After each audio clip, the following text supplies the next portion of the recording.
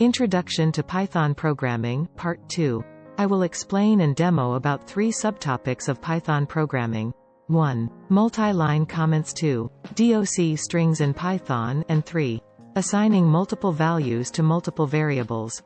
1. Multi-line comments. We can also provide comments on multiple lines as demo here.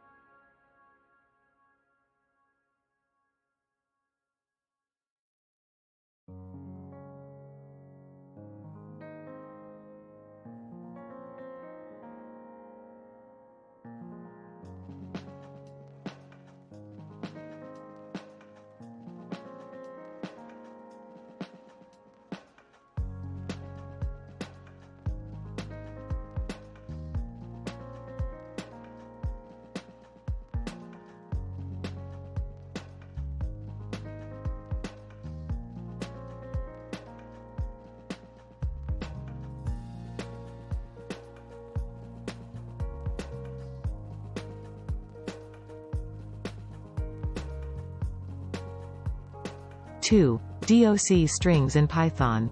The full meaning of docstring is documentation string. DOC strings in Python are the string literals that appear right after the definition of a function, method, class, or module.